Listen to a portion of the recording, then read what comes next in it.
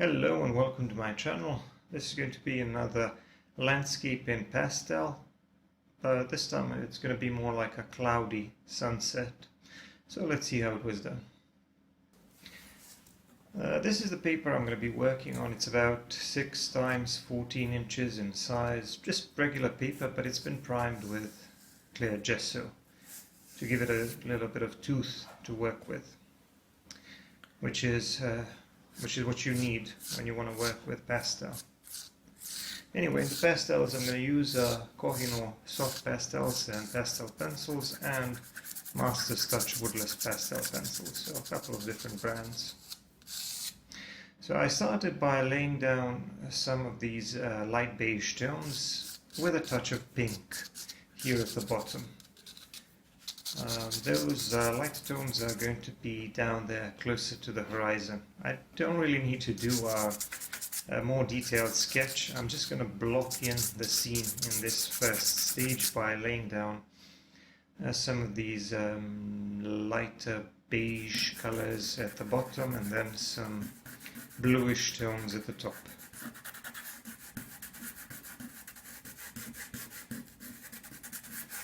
Just going to blend with my finger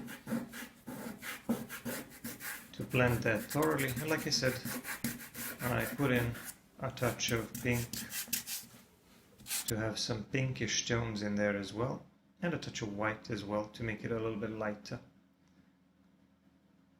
A little bit more pink and a little bit more white.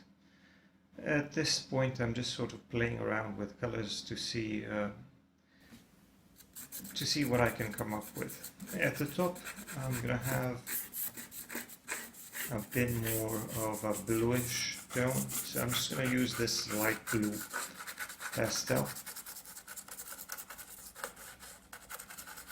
This tooth created by clear gesso is pretty rough, so it's good if you want to create some rough, interesting looking textures, but it can also be blended pretty well.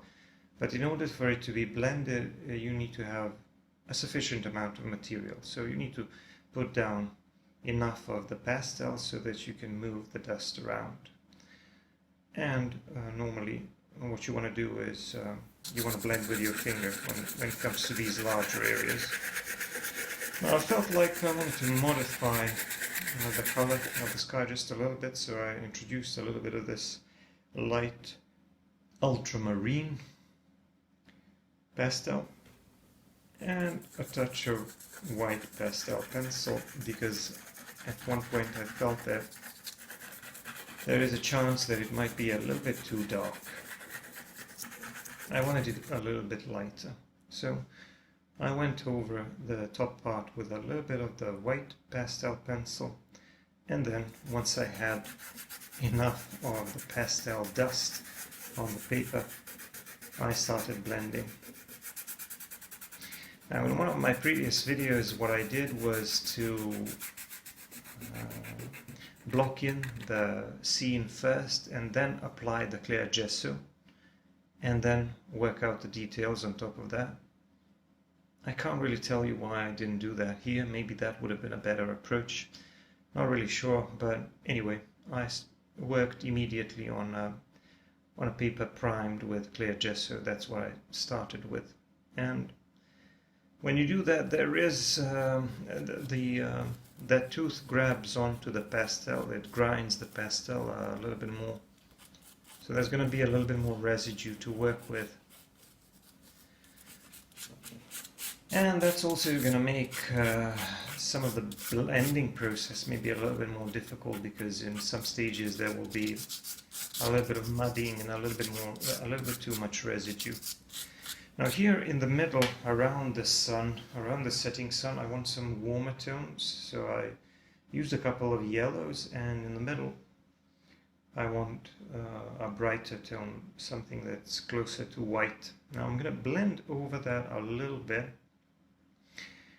and just to bring back that bright white in the middle, that brightest part of the sunset, I'm just going to go over it one more time with a pastel pencil.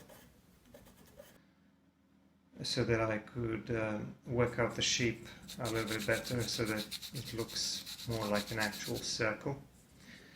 But around it I want to put in some even darker or warmer tones, so I'm going in with a little bit of orange, and then I'm going to make, hopefully, I'm going to make a transition towards the blue, because I'm going to have some purplish clouds in front of that.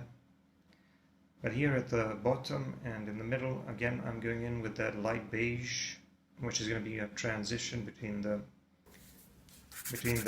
lower part of the background and the brighter, warmer colors in the middle. And I'm just going to blend that thoroughly and smear those warmer colors until they blend in with the rest of the scene. And of course, I'm going to try to work around that brightest area in the middle carefully, so that I don't muddy it, or that I don't muddy it too much. It has to look like a bright circle so that I could imitate that glowing, shining effect.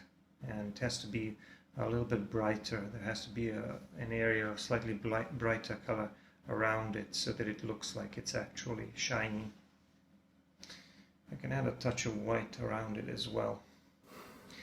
Now I want to do these rays of the setting sun, and I'm going to do that with a pastel pencil again.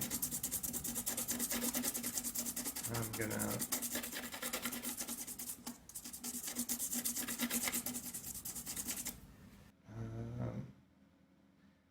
draw these rays kind of spreading outward,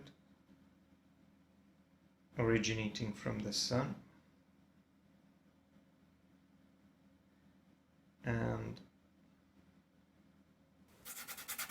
once I blend them, hopefully they will start to look a bit more realistic, and also maybe the fact that the lines are not quite as straight won't be as noticeable, because I did it in freehand and the rays need to be fairly straight. But I think I managed to wing it pretty successfully.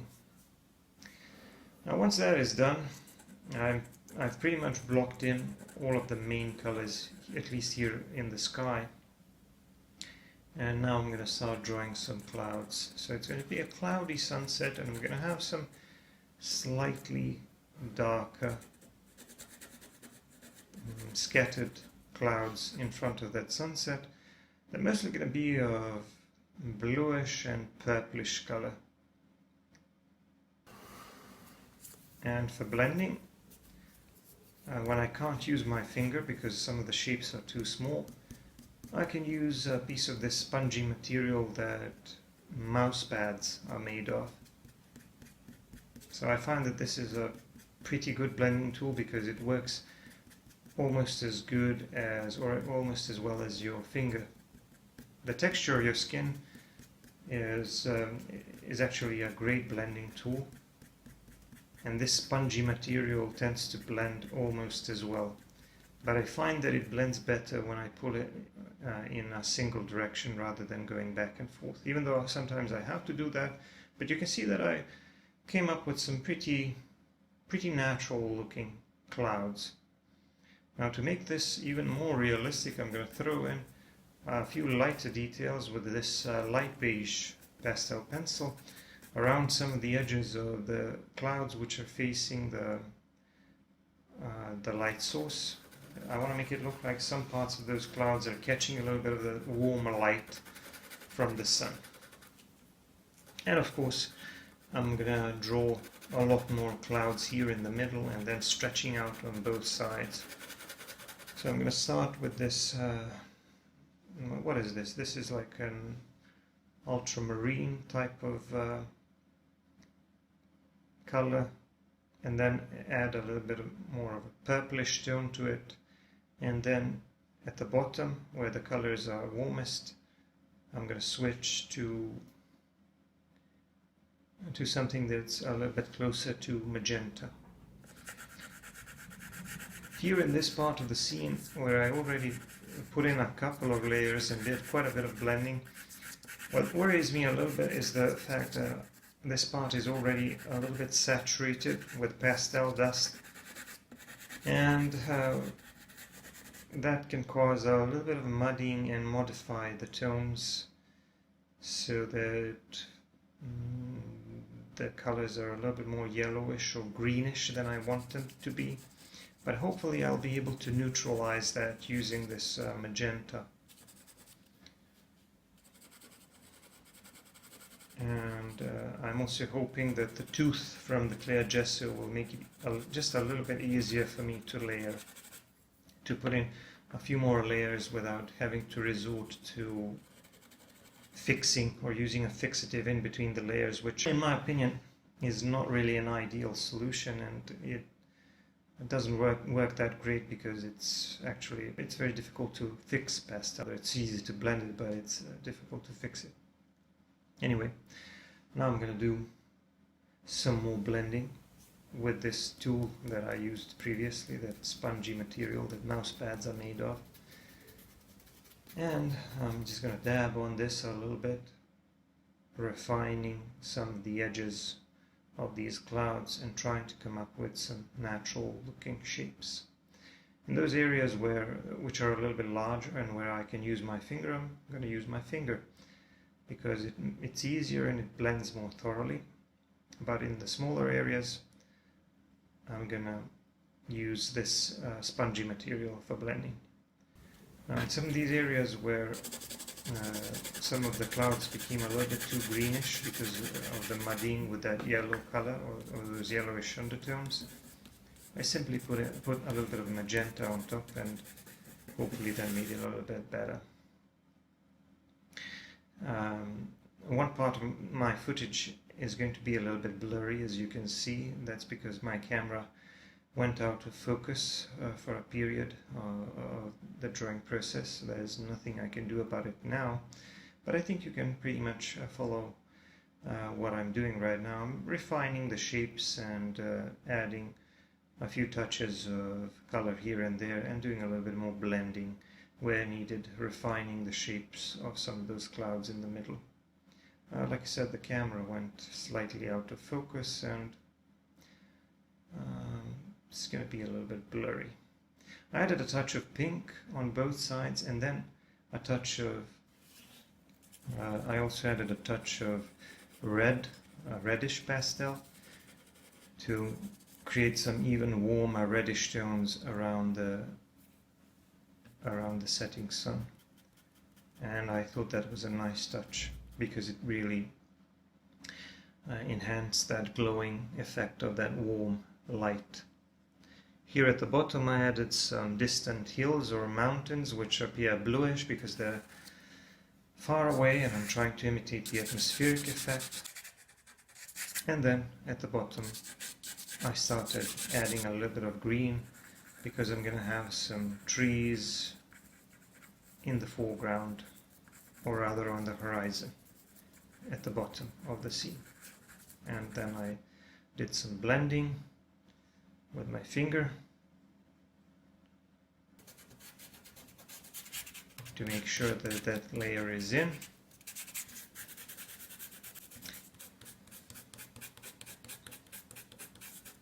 And once that was blended thoroughly, I started working on top of that with a piece of black pastel to modify the tone, but also to give a little bit more texture to those trees, to the canopies of those distant trees. And because I felt that this green was a little bit too warm, I added a touch of this ultramarine to make them a little bit more bluish, and then blended on top of that, or worked on top of that with that black color again.